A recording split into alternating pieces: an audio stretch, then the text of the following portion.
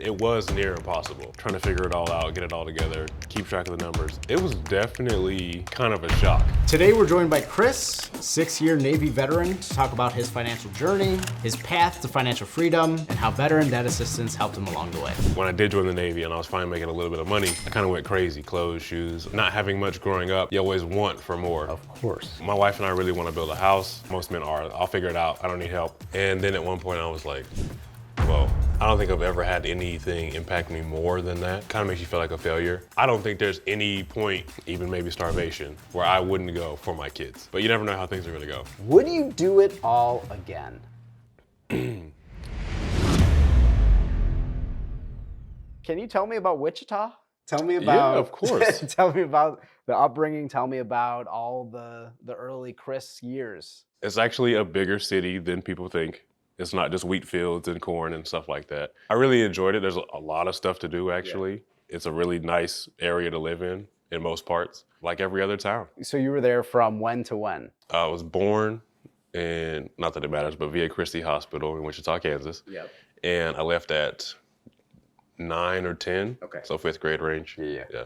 And then you went to? North Carolina. North Carolina. Right. And you were there until you deployed, right? Yeah, that's correct. Okay. So one of the things that I find interesting when we were kind of talking about, why you joined, I think one of the questions that I asked was like, is there a family background? No.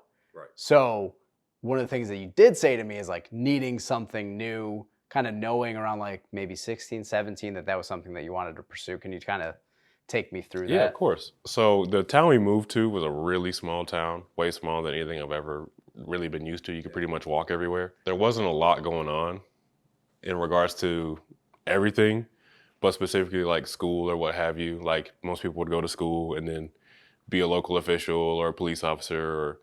I didn't really want that out of life. I definitely wanted more. Yeah. And having not grown up super wealthy, I wanted to, see a lot of stuff. And I almost didn't care what it took to get there, which obviously the military is kind of the most advantageous way to do that, right, to some degree. 17, I was a senior in high school, and a recruiter came to my Spanish class to talk, and he was like, well, I think you fudged it a bit, obviously, but he was like, when there's holidays and stuff, I'm on vacation, I'm relaxing, I've been to so many countries, and I was like, wow, that sounds crazy. Yeah. So the benefits of it, and then knowing that this was probably the quickest way for me to get out of the small town that I'm from, right, I was like, sounds like a done deal. Yeah. I waited till my birthday. My mom made me wait till my birthday. Then at 18, I signed the paper, and I think 8 months later, I was in Chicago. The thing that's interesting when we were first talking about it, your parents legally at 17 could sign for you. Yes. And your mom made you wait. Yeah. Hindsight, good decision? Do you understand it? I think it was a good decision. I think she, wanted me to really know that this was what I wanted to do, but also didn't want to be the one who signed me off to the government or what have you. Right. So I do think it was worth the wait. One day you wake up, you're off, Great Lakes, Chicago, and then there was like a 2 or maybe 3 year period where you're kind of gone, right? You're fully immersed into it, and you're going away.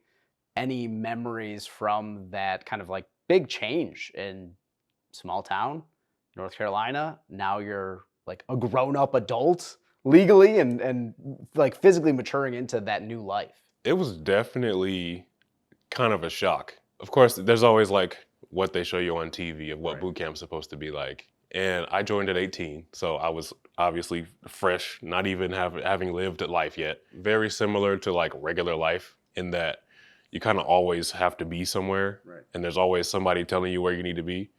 So I think it's easy to, for lack of a better word, turn your brain off and just kind of go where people tell you to go. It was a great opportunity though. I don't remember the exact number. It's in the 20s of total countries that you had visited in a specific amount of time. Can you give me your little factoid on how many countries? In the 4 years that I was deployed in Rota, Spain, I had been to 26 countries. It's wild. Yeah, I think the thing that's interesting to me is, and you touch on this right now in terms of like that structured environment, sort of being told where to go, what to do. Right. and then transitioning, and this is something that I've heard echoed from other veterans as they transition back to civilian life, is that transition can sometimes be challenging to go from structured A to B, kind of rigid, to now it's, as you know, just as an adult now, you appear and like you have to choose what you're going to do for the day Right, from certainly. sunset to sunrise to sunset. So I think part of it is when you're in a team to some degree, Yeah. or like on a deployment with your division or what have you, everybody is focused on the same goal. And while you're like commiserating because obviously deployment is not great, Yeah. but like, oh, we're gonna see another country, we're gonna do this and that. Um, it's easy to forget about everything else because you're going constantly all the time. And then when you get out, like after you sign up your DD 214 and you're out, it's like you don't hear from anybody. You're alone. Right. And unless you have a family or friends or what have you, you go back to your home of record or what have you, and you're just there. Yeah. There are support systems, but like you have to reach out for that. And I strongly encourage everybody to do so because it's night and day. But everything just slows down. For the 6 years or 20 or what have you, you're just going nonstop, and then all of a sudden it's like a screeching halt. You're a regular person again. Is it the camaraderie? Is it the lack of purpose? Is it the lack of structure? A combination of all those things? Yeah, I would say it's a combination of all those things. I think what my problem was trying to recreate the group of friends that I had while I was on deployment. I don't think I've ever been closer to anybody than the people I serve with. And trying to recreate that in civilian life, everybody has their own thing. They have like families, their own interest and whatnot. So it's difficult to meet like-minded people sometimes that you can get close to or things of that nature. Did you have any semblance of like, I want to do Navy? I know that there's like that moment of the travel and the allure of that, but as you're like kind of deciding, what made you land on serving for the Navy? Oh yeah, I have the exact reason. I knew from obviously movies and TV and whatnot that aren't really accurate, but I was like, I'm certainly not crazy enough for the Marines, and I don't enjoy sitting in the dirt, so it's not gonna be Army or Marines. And I was like, Navy is probably the best bet. And that's, it's interesting because you have this kind of realization at 17, more than a decade later. Are you looking at that in hindsight and going, like, oh, that was actually a pretty good judgment call? Do you like past tense, Chris? Or are you like, nice work? Yeah. Okay. I'm glad I chose that. I don't really know where I would be if I joined another branch, but I think it was really a really rewarding experience. Yeah. Walk me through kind of the reintegrating back to society, having like kind of choose your own adventure in some ways. Where do you even start with something like that? Right before you get out, like the weeks or a month to a few weeks before you get out. Sure. They're drilling all kinds of information into your head. Hey, you're about to get out of the Navy. Here's what you need to do. Here's people you need to talk to. You get like a packet this thick of like people to call and like stuff to set up and like healthcare, all that stuff. It's just, you kind of get lost in the sauce, for lack of a better word. And it's difficult to navigate it. I knew I wanted to go back to school. That was really like the main goal. Pretty much neglected all that because I was like, I don't need disability. I'm only 27. I don't think that's the way to be about it. I think you need to really focus on getting your stuff in order before you get out, obviously. But if you're not able to do that, get it in order so that you're better for it later. Maybe it's advice, maybe it's not advice, but like, is there like a nugget of wisdom or insight that you've either shared with other people making that transition, or like maybe you wish someone shared with you about how to iron out that kind of rocky path? Right. Certainly build a support system early. Yeah. As early as you're in your career as you can. Make sure you have people around you that are supporting you in everything, obviously. Focus on you and your mental health. Yeah. Make sure you have that in order, and then everything else will fall into line. The thing that you said, that, is it a home on record? Home of record, yeah. It just sounded like very sterile. Yeah. And like very like governmental. It's, for me, just as a civilian, it would be like, you're home, like wherever you're from. But just even the way that you talk about it, because so many things can change during 4 years, 6 years, 20 years. Is that part of that like puzzle? You talk about mental health, which I want to tackle, but just even things that we probably take for granted of like where you're returning to, like who's there, who's maybe not there. Is that part of the overall like equation of it? Definitely. Especially if you move around a lot, you kind of get used to it and it always changes. It's never the same place for twice, Yeah. which we moved around a lot as kids. But yeah, it was just they paid to send you wherever you told them you lived before you joined. Yeah. And you make your way from there. So is that mental health component, to just revisit that really quickly, is that something that you feel either you didn't pay enough attention to during? Do you feel as though it's something that right when you got out, you should have been paying more attention to? Is it kind of a combination of both of those? I would say it is a combination of both. For lack of a better word, in the shit, it's easy to turn your brain off, turn your emotions off. So you're a worker, you're a sailor, a soldier, a Marine. When you get out, you have a lot of time to just be with your thoughts. Yeah. Which for some people is pretty traumatic or what have you. It's important to start to do the work while you're in so that the transition is not as bad. No, I mean, I'm mostly just really curious about the things that maybe some of us take for granted. You turn 18, you maybe move out, and you have to account for rent and food and transportation and all that. You turn 18 and you deploy and you do a 6-year stint, and then you come back as somebody in their mid 20s, right? And so I'd be curious to know, like, learning those, I don't know if they're like adult skills or however you would describe it, but do you feel as though having to do that at maybe a later age than other people, that was like a very different learning curve for you? I joined pretty early, so like right out of high school, I didn't have a job before or anything like that, so I joined immediately. Yeah. And I would say it's really overwhelming trying to figure it all out, get it all together, keep track of the numbers. It was near impossible. Yeah. After a while, you get used to it, but it's definitely difficult. Because you were talking about this idea of a support system, and for a lot of people, it's a lack of support system. Right. Either because they hadn't built it or they didn't know that they had to build it. And so that, along with this change in structure and routine, it's just, for me as just a normal civilian who's never served, it seems like an impossible task to ask of someone to sort of return to just civilian life.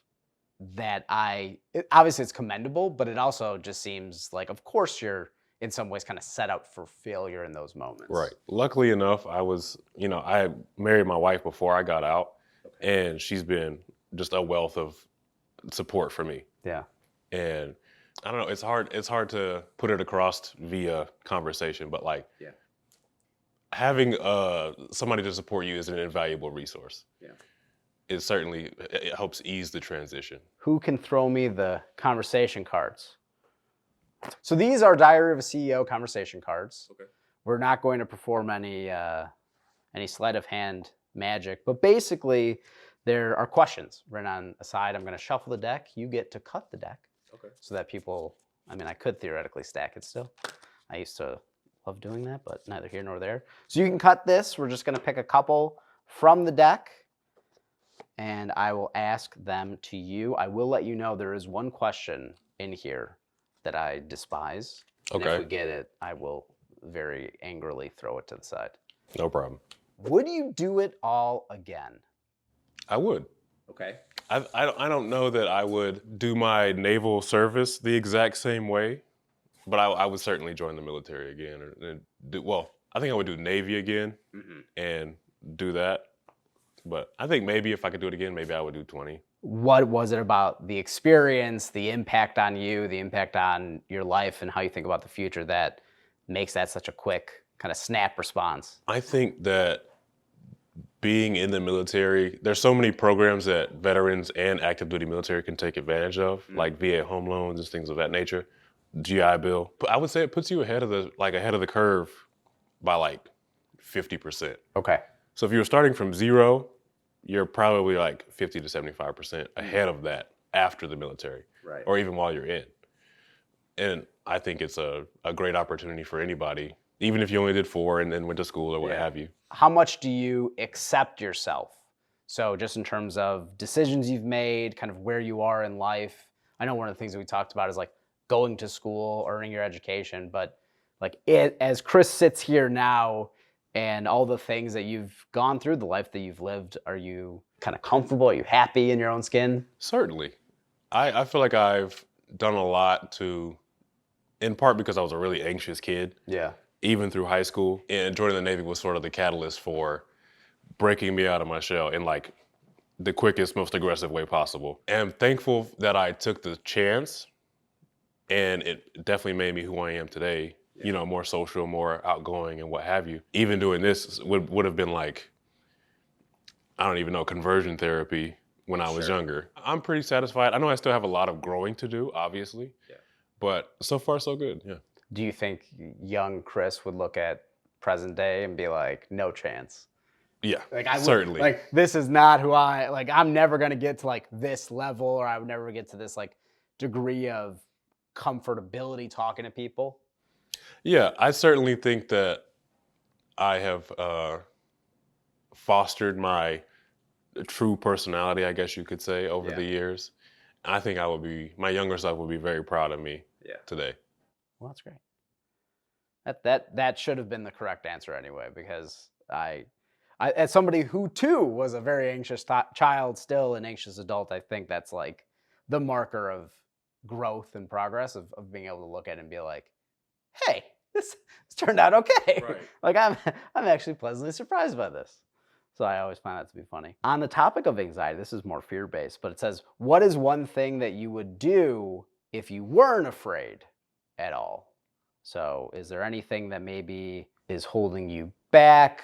It could be anything from bungee jumping to going and pursuing a master's degree. I mean, is there anything top of mind that you think you may maybe have some apprehension around doing it, but you kind of wish that you could muster up some of the courage to push through that?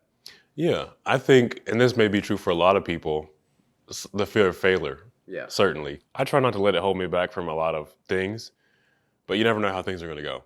Yeah. So certainly the fear of failure is probably the hindrance. I'm going to project onto you right now, just like dad to dad, because I think this is always funny. But I'm going to guess that I mean, your kids probably think you're fearless. Like you're like this like strong, courageous Yeah. human. And I think it's always funny that like sort of persona, that front that a lot of like parents put in front of them. But like actually behind the scenes, things like fear of failure are just very universally human. And so I'd be curious to know, this obviously isn't on one of the cards, but like I'd be curious to know how you talk about failure to like maybe your 3-year-old versus like, are you a hypocrite to that like words of encouragement or like, you got this, don't be afraid, but in reality, like you might not be saying that to yourself. Right. I definitely think that I try to instill as much confidence in her and my son. He's only 8 months. Right. So I certainly do my damnedest to make sure she knows she's good to go. Yeah. Like you can trust me for anything. You know, I am here for you. Right. You can make bad decisions, you can make good decisions. She's still very young, so there's plenty of time for that. But Yeah. yeah, I certainly try to do my best to help her get on her feet. No, I love that. I like to think I do that too. Maybe not as gracefully, but I try my best. The question reads, what is the most frequent piece of advice that people ask you for? And my layer is, do people come to you for like a type of advice or a type of topic or a type of wisdom? And if so, like what is it? Because I'm going to school for IT, mostly tech stuff. Yeah. I love all things smart home, things of that nature. I do feel like I've lived quite a bit of life, even at 27. So if anybody asks me, I typically give them my experience. Yeah. But, you know, while I think you should live life to the fullest, obviously, you know, slow down in the slow moments. Yeah. Enjoy the people around you. Yeah. Really like live with people you love. That is as natural of a segue as possible. In the bag is a gift for you. Yeah. It's something that we had talked about that I had just I don't know. It was just something that came up organically, and there's really only one option of what it could be. There's something that came up organically in our conversation that I saw and I thought of you. Oh yeah, we did talk about this. So Oh my gosh. one of the things that we talked about, and again, like this is parent to parent, but one of the things that we talked about was like creativity, being able to like engage in play. And I Right. think like your kids at their age and my kids now, like they kind of grow with them because my oldest is 7. But for us, one of the things that you and I were talking about earlier is like really just loving being in the moment and like just playing with the kids. Right.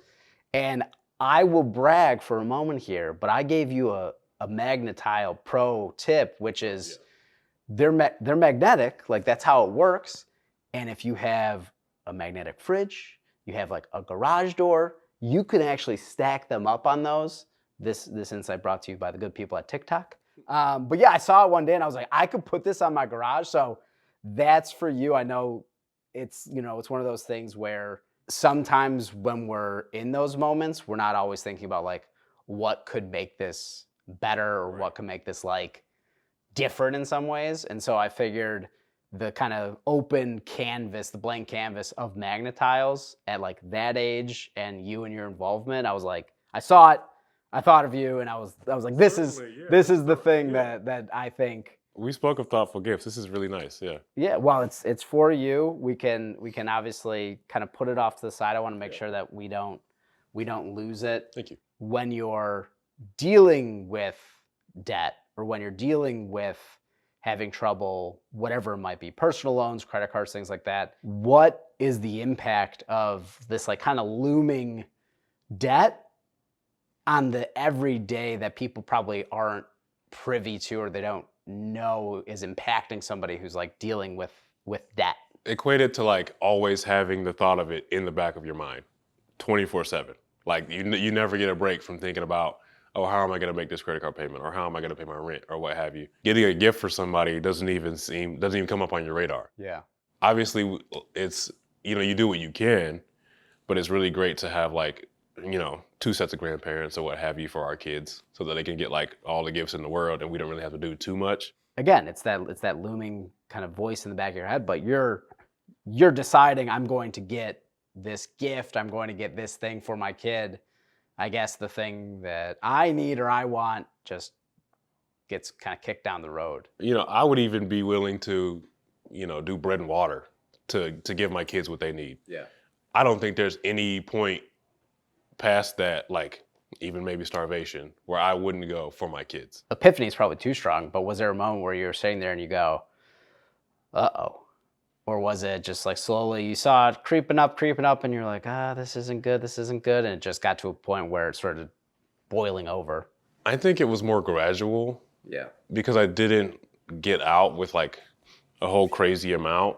Well, I still don't feel as if I have a crazy amount. Of course, you know, comparison is a thief of joy. It was gradual, and then at one point I was like, well, we cannot do this. It's not sustainable. Yeah. So something has to be done. The 2 things that you called out were getting in debt as a result of like lack of education around it, Right. around just like good spending habits and being able to manage your finances, but then also just like poor spending habits. Like those 2 things kind of converging together is like a perfect storm of getting into like serious financial difficulties. Well, I don't feel as if I was given a great background on how to truly utilize credit to your benefit. Did I have like good spending habits? Because it was a sort of a mental game. Not having much growing up, you always want for more. Of course. When I did join the Navy and I was finally making a little bit of money, I kind of went crazy. Clothes, shoes, the lot. You know, I didn't really understand credit when I first started. So obviously it was easy to, you know, max out a credit card and then be like, all right, I guess just pay it off monthly or what have you, when that's totally not the thing you should do in most cases. This is like an abstract question, but like, how did you learn that you were like doing it wrong? Like, did you have like a conversation with somebody, or were you just like online one day and you're like, oh no, like I've been thinking about this completely wrong the whole time? Oftentimes you just find stuff to talk about while you're on deployment and people are like, oh, I got 10K in savings. And I was like, oof, I do not. I maybe have like We just got paid, so I have that in my account. But Right. other than that, I got Zip in there Yeah, for yeah. like a long-term plan. And I was like, okay, that's not how that should go. Like, was it somebody who was older than you and you're like, okay, like if this person has 10K in savings, you're like, well, that should be like a goal. Is that kind of how you reframed it in your mind? Certainly. I definitely wanted to have like, I needed like a bit of a safety net, if you will. Yeah. That became a goal after that conversation. What were some of the things that you started to do, at least initially, to try to course correct and start kind of chipping away at the debt? Because I spent a lot of money, Yeah. I tried to recoup a lot of it, basically by selling like electronics and stuff that I don't really need, or maybe needed, not needed, but didn't need and didn't really use or have a place for. So just paring down on things that I own Yeah. to help pay it off. Working as hard as possible, obviously, but it's only so much when there's like the compound interest of it all. Oh yeah. Yeah, and that's one of the things that, again, going back to the financial education or maybe lack thereof, is not realizing that it grows. And even if you are doing your best, I think it's very admirable when people kind of realize their financial situation and then they try to make changes. Right. Like I should have nipped this in the bud a year ago, 2 years ago, and now is it a sense of, not like dread, but is it a sense of, I don't know if I can actually pay this off. I don't know if I can actually be debt free. Is there that moment? Right. I actually would equate it to a sort of a sense of dread in that like it's always looming, so you never know like what's gonna happen. Yeah. And of course, hindsight is 2020. So you always think, oh, if I had just hadn't, you know, bought that computer or paid for that trip or what have you. I think that the best thing to do is realize a change needs to be made early on Yeah. so that you can make the change and do the hard work now, as opposed to, when you're in your 30s or 40s or whatever age you start at. I think that's the best way to go about it. When you were looking around, what was the most amount of debt that you were sort of in before looking at a service like veteran debt assistance? I would say right around 20,000. Okay. And was it you hit 20K and you're like, enough is enough, let's look at solutions, or what was the thought going into that? Well, it's sort of an overarching theme. Yeah. Where my wife and I really want to build a house. We want like a home base for our kids to come home to. We have ideally a long life together. So setting the foundation for that now is certainly the motivator. I came across you guys' ad on Instagram. Yeah. And the first time I just scrolled past, because like, oh, I'll figure it out. I don't need that. As most men are, or that's how most men are. I'll figure it out. I don't need help. Yeah. The next day or so, I was like, you know what? Why not? Why not reach out? See, the worst thing they can tell me is no. Right. Everybody was cool. It was a really quick process. I think maybe like an hour-long phone call, getting everything set up. So far, so good. Just thinking about the moment of finding something like veteran debt assistance, and you had mentioned scrolling through Instagram, seeing it the first time, meh, keep going. Second time, third time, gradually build upon you. What was kind of that moment of, I'll give this a try? And then what was that first kind of experience like when you are going to veteran debt assistance? I want to say it was humbling, but I don't feel as if it was that extreme. Okay. I feel like it was like sort of reaching for a lifeline, and then they're like, yeah, we got you. It was really an easy process. No harm, no foul. It was simple. Yeah. So walk me through sort of the pre veteran debt assistance, how much you were paying on those pre-existing debts, and then how much you ended up with sort of post resolving all of that, getting your structure in place. What was the total difference? So I think I was right around like $1,500 a month. And that obviously was not sustainable after getting out of the Navy and trying to go to school, using your GI Bill for everything, trying to make ends meet. We talked a little bit about the just day-to-day impact of being in debt, that sort of looming. I use the word dread. You said dread was an appropriate word. Yeah, definitely. But walk me through just the day-to-day toll, the emotional toll that kind of goes into you being the person who is a provider, who's trying to do their best, but has to, of course, worry about keeping the lights on, food on the table. But walk me through that. To say it was my lowest point would probably be an understatement. You when you aren't able to make it work, I don't think I've ever had anything impact me more than that. I think that not being able to do it and successfully makes you feel like a failure. Yeah. Even, of course you can be a financial failure or being a great father or a great husband or what have you, but it takes so much of a toll that it feels as if you're lacking in every aspect because you can't make the payment or because you're, under a mountain of debt or what have you.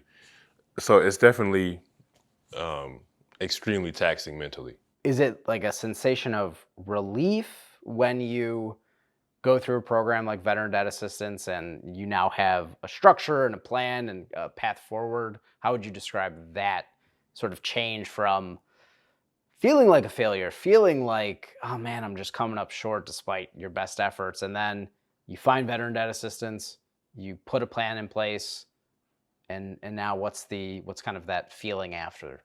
I know this is a common theme, but it's like a sigh of relief. Like quite literally, like a weight is like off your shoulders, and you can like take a breath and relax a little bit. That is an invaluable feeling, I'll say, and I think that it's certainly important to take advantage of things like this, even if you think it could turn for the worst, or they could say no, or what have you.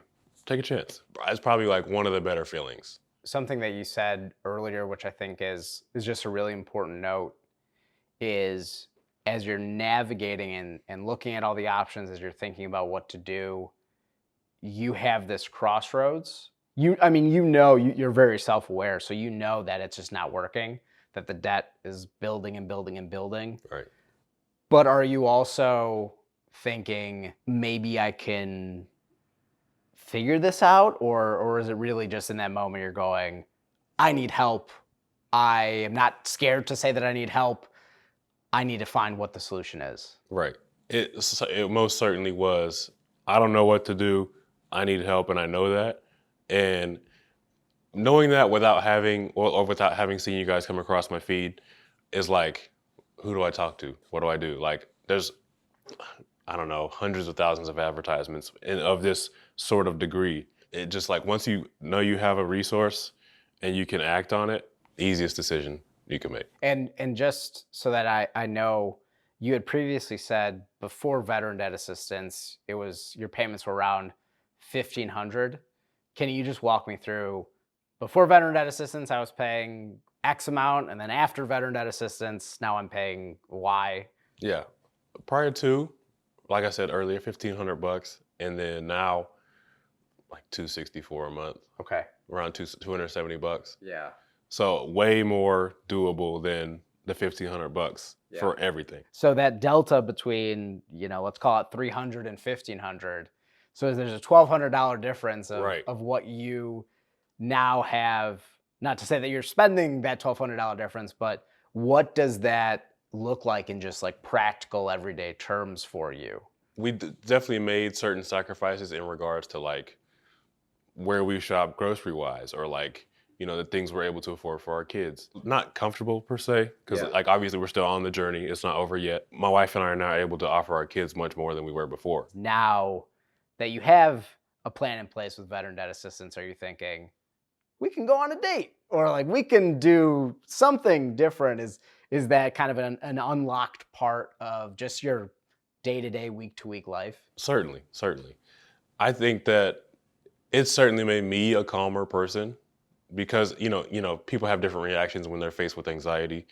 I think that due to part in like my past and whatnot, anxiety represented itself as anger. So it was easy for me to be brought to anger in regards to like, the mental toll that that's taken on me, as well as, trying to be the perfect dad or the perfect husband or what have you. Now that there's a plan in place and it's the load's been taken off to some degree, it's easier for me to just be, dad, Chris, what have you. Yeah. You get to be in a position where, again, $1,200 is a significant. Right. It's not a small amount of money. No, and just thinking about what that translates to on a week to week versus just like a month to month picture of what you're doing?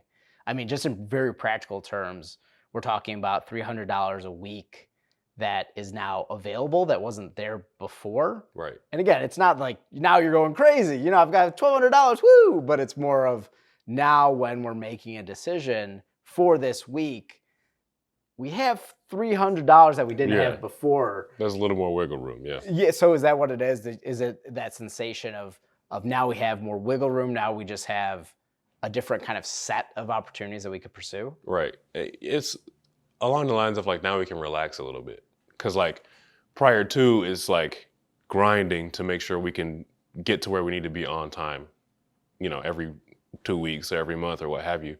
Now it's like, okay, yeah, we have a little extra. We can pay that off or what have you. Relax, take a break. You know what I mean? Let your mind rest. Well, it's interesting too, the strategy of now we have this money that we aren't paying toward the minimum, and now we can actually make progress against this big pile of debt that we've accumulated. We talked previously about this financial literacy deficit. Now that you've been in it, now that you are thinking about setting up savings, providing for your kids, is there something that you are just appreciative of that maybe before when you were drowning in debt, you just didn't have the ability to kind of sit back and actually take in? Being able to have a little bit left over. Cause like prior to finding you guys, it was like you get paid, all the bills are paid, and then it is what it is. Yeah. You do what you can to make groceries happen and to make life happen, period. So it just, you know, made it easier. So Chris, I just want to say thank you for coming all the way out here. Thank you for being part of this and having such a great conversation. Yeah, thank you for having me. And also thank you to Veteran Debt Assistance and thank you to casting crew for helping us out. Thanks for watching. Make sure to like, subscribe, and if you have any questions, make sure to leave them below in the comment section. If you want to see more videos like this, make sure to click on the thing that just popped up.